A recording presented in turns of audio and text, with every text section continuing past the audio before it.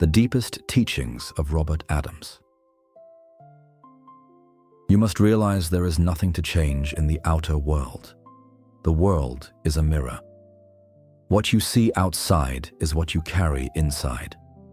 Trying to change circumstances without changing your own mind is like trying to change the image in the mirror by painting the glass.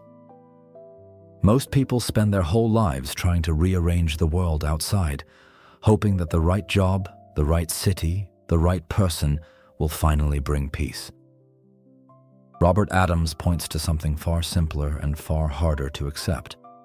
The world only reflects what is already happening inside you. Change the mind, and the reflection changes on its own. Keep painting the glass, and the same stain keeps showing up in every new mirror you buy. This does not mean circumstances never need to change. A harmful job, a damaging relationship, a genuinely unsafe situation can and should be addressed. The difference lies in the expectation carried into that change. Moving the furniture around a room does not repaint the walls. Changing the outside without touching the mind that interprets it leaves the same interpreter in charge, now standing in a different room, ready to find the same complaint in a new set of circumstances. Consider how often relief from a new circumstance turns out to be temporary. A new job feels different for a few months, and then the same restlessness that pushed the last job out the door quietly reappears at this one. A new city feels foreign and exciting at first, and then, within a year, the same loneliness or dissatisfaction that seemed tied to the old address shows up at the new one too. This is not bad luck repeating itself. It is the same mirror carried along inside the same mind into every new room it enters. Behind that mirror sits something even closer to home. The cause of all your suffering is not what happens to you, but the thought "I" to which you attach these things.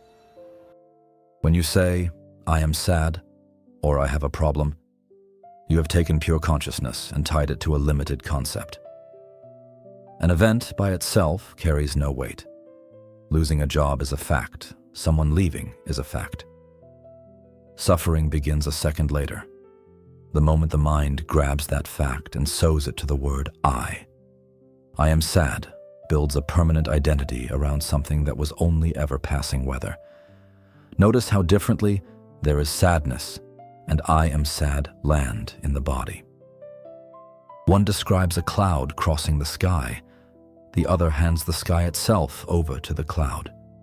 Language itself sets the trap. Every sentence about an inner state seems to require an owner standing in front of it. I feel, I think, I suffer. Repeated thousands of times across a lifetime, that grammatical habit quietly convinces the mind that behind every emotion there must be a fixed, permanent someone holding it. But an emotion can be described just as accurately without that owner, the same way weather is described without asking who is making it rain. Consciousness itself was never harmed by any of these passing states. Only the borrowed identity wrapped around it ever suffered.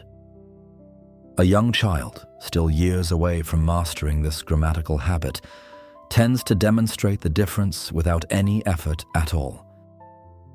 A fall produces loud, complete tears, followed within minutes by laughter, with nothing carried forward as a verdict about who that child now is. The adult version of the same fall gets processed very differently.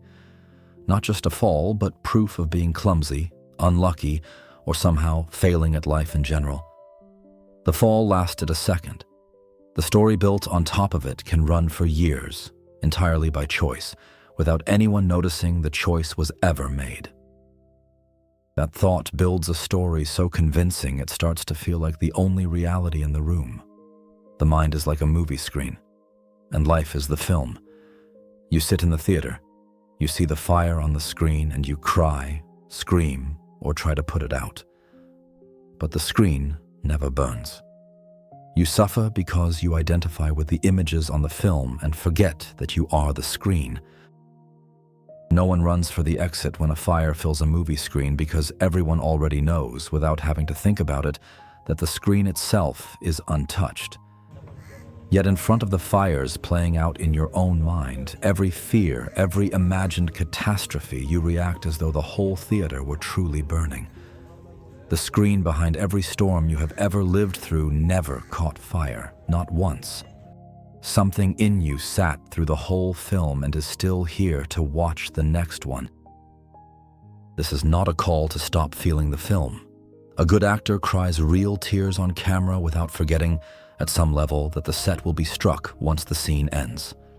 Full feeling and quiet awareness of the screen are not opposites. The trouble starts only when the theater itself is forgotten entirely, when a frightening scene stops being an image and becomes the only reality there is. Remembering the screen, even mid-scene, does not switch off the film. It restores something that intense moments tend to erase, the quiet knowledge that someone is watching this who is not the fire itself. Every difficult season of the past eventually reached its own set of closing credits. The heartbreak that once felt permanent, the fear that once felt unbearable, all played out fully and then gave way to the next scene, exactly the way every film eventually does. The screen that held all of those earlier scenes never needed repair between showings. It was never the one burning. Only the character inside each particular scene ever believed the flames were real and permanent. There is a way to test this directly, in the middle of the fire itself, not after it has already burned out. When a thought of suffering arises, do not try to fight it, and do not try to analyze it. Simply ask yourself, to whom does this suffering come?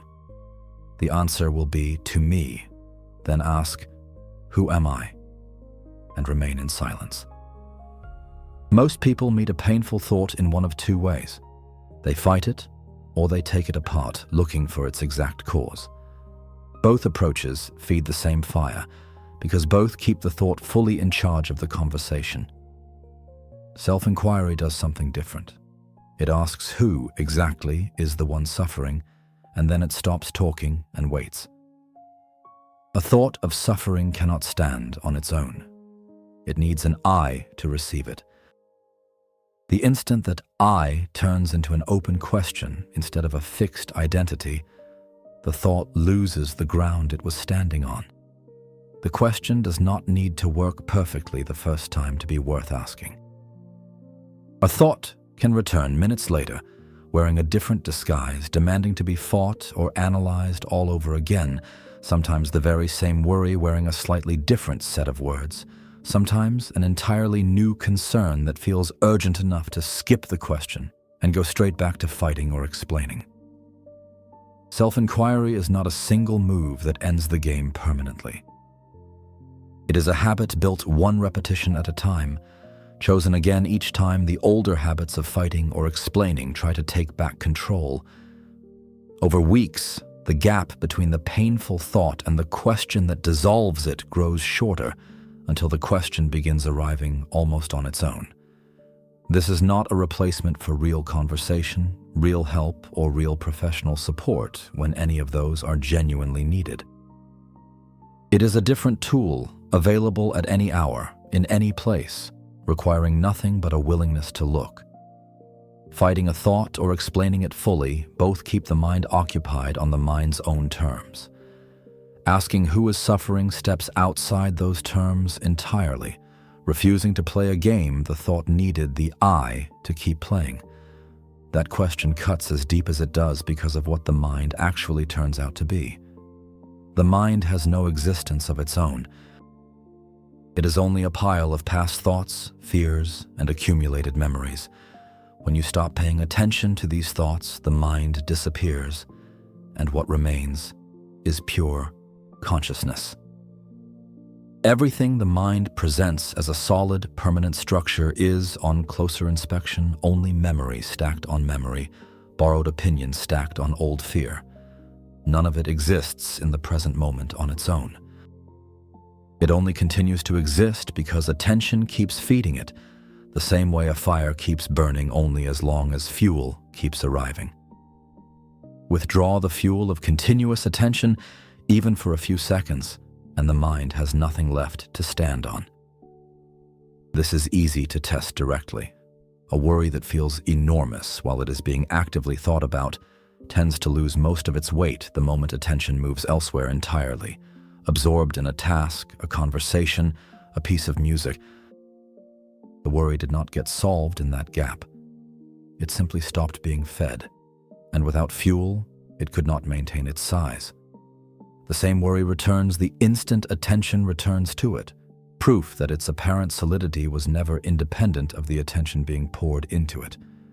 This explains why old grievances can resurface decades later with their full original intensity, as if no time had passed at all. The memory itself was never truly gone. It was simply not being fed in the meantime.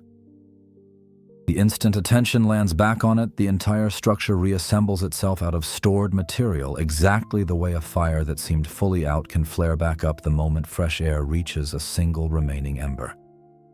The same is true of everything that mind reacts to out in the world. Nothing in the universe is good or bad by itself. Circumstances are completely neutral.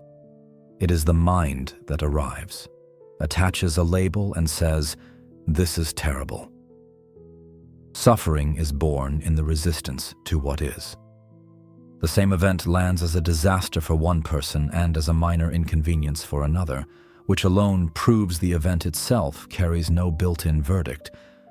The verdict is manufactured afterward, quickly, automatically, and then mistaken for a fact about the world rather than a habit of the mind. Psychological pain is rarely about the fact itself. It is almost always about the argument the mind is having with the fact for daring to exist at all. Weather offers a clean example. Rain is not tragic to a farmer whose fields need it, and it is not wonderful to someone whose picnic just got ruined. The rain itself does nothing but fall. Every verdict attached to it comes entirely from the observer's position, never from the rain. Most daily suffering follows the exact same pattern. A neutral event meets a mind already primed to label it, and the label, not the event, is what actually gets carried around for the rest of the day. This does not deny that some events cause real, undeniable harm. It points somewhere more specific. The additional layer of suffering added on top of the event. The running commentary insisting this should not be happening. This is unfair. This proves something terrible about life itself. That layer is optional in a way the original event often was not. Removing it does not remove what happened. It removes the second wound, the one inflicted entirely by the mind's own resistance to what already occurred. Underneath most of that reacting sits a much older habit, one that resists letting go the longest. You believe you are the controller of your life. This is the greatest illusion. Consciousness moves everything. When you let go of the need to control every outcome, the burden of the ego falls away, and life flows without effort. Behind most chronic tension sits a quiet, exhausting job no one ever agreed to, personally supervising the outcome of everything. Every conversation, every plan, every relationship gets run through a control room that was never built to carry that much weight. The moment that job description is questioned, even briefly, something in the chest loosens that had been tight for years without ever being named. None of this argues for passivity. Action still happens, decisions still get made, plans still move forward. What changes is the invisible weight riding on top of every action, the belief that the outcome depends entirely on personal control tight enough to leave no room for anything unplanned. Letting go of that belief does not stop the hands from working. It only stops the exhausting second job of gripping every result before it has even arrived. Look closely at any moment of real anxiety, and a controller can usually be found hiding inside it, quietly assuming personal responsibility for outcomes that were never actually within reach. Other people's choices, the weather, the market, the passage of time itself, none of it was ever under direct command, no matter how tightly it was gripped. What Robert Adams calls the greatest illusion is not the desire for things to go well. It is the belief that gripping harder was ever the mechanism making that happen. None of that grip loosens by force. It loosens on its own the moment something else becomes obvious. Underneath it all, something never moved in the first place. Before a thought arises, you already exist. Before an emotion appears, you are already there. You are the silent presence witnessing the mind, not the passing content it produces. There was a gap this morning, however brief, before the first thought of the day arrived. Something was already awake in that gap, aware enough to receive the first thought when it finally came. That awareness never left once the thoughts started arriving one after another. It is still here now, underneath every worry, every plan, every story running in the background, exactly as present as it was in that first quiet second before any of it began. Sleep offers the clearest daily proof of this. Every night, the entire stream of thought stops completely, and every morning, something is there again to receive the very first thought as it arrives. Whatever that something is, it did not need the thoughts in order to exist, since it was already present in their total absence. What gets called me is usually just the loudest thought currently passing through, mistaken for the quiet presence that was there before it and will remain after it leaves. The same gap can sometimes be caught during waking hours too, in the half-second between the end of one thought and the start of the next, before a new topic has fully taken over. Most people move through that gap so quickly it goes entirely unnoticed, already reaching for the next thought before the space has been felt. Slowing down enough to notice it, even briefly, offers a direct glimpse of what remains when the traffic of thought briefly clears. That same presence quietly undoes the whole idea of searching for it somewhere else. Do not seek liberation tomorrow or in the future. The search itself projects peace into a distant place and keeps the seeker trapped in the mind. You already are what you are looking for in this exact second. Every search for peace carries a hidden assumption inside it, that peace is currently absent and must be located somewhere else at some later date after enough effort has been spent.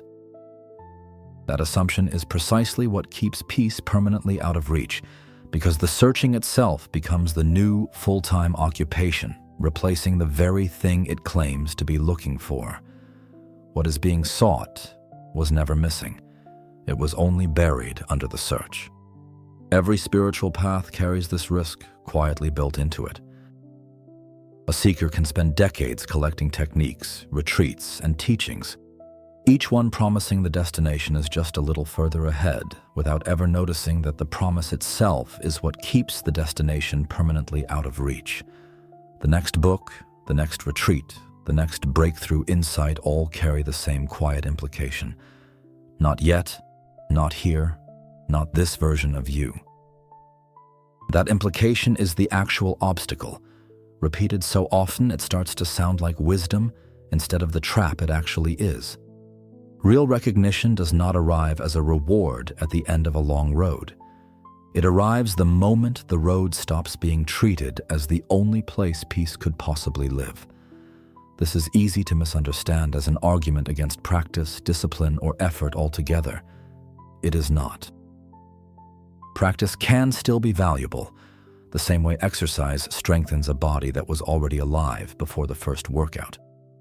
What changes is the belief driving the practice, not that peace will finally be manufactured at the end of enough sessions, but that peace was the ground the practice was standing on the entire time from the very first one. All of this has been pointing toward the same quiet place from the very first line. You do not need to acquire peace. You already are peace. What you need to do is stop paying attention to the noise of the mind. The silence that remains is not the absence of sound, it is your true nature. Underneath every version of the noise, The traffic of thoughts, the running commentary, the plans and regrets, there is a silence that was never manufactured and never needs to be earned. It does not arrive as a reward for enough discipline or enough years of practice. It was always the ground everything else was standing on. The moment attention stops chasing the noise even for a breath, that silence is exactly where it has been the entire time, waiting to be noticed rather than found. This silence is not the empty quiet of an empty room. It remains available even while the mind keeps talking, the same way a stage remains present under the loudest performance ever staged on it. Nothing about daily life needs to stop for this to be noticed. Not the work, not the responsibilities, not the ordinary noise of a full day. What changes is simply where attention rests while all of it continues, on the noise itself or on the silence that was holding it the whole time. Every technique for calming the mind, every breathing exercise, every relaxation method ultimately points toward this same destination without always naming it directly. Most of them treat silence as something distant, reachable only after considerable effort. Robert Adams pointed somewhere closer. The silence was never at the end of the technique. It was underneath the technique from the first breath, waiting the way it waits underneath every noise that has ever tried to cover it. Every form of suffering looked at here traces back to the same single mistake, mistaking a passing thought for a permanent self. None of it asks to be believed on faith. It asks only one thing: look for yourself and see who is really there.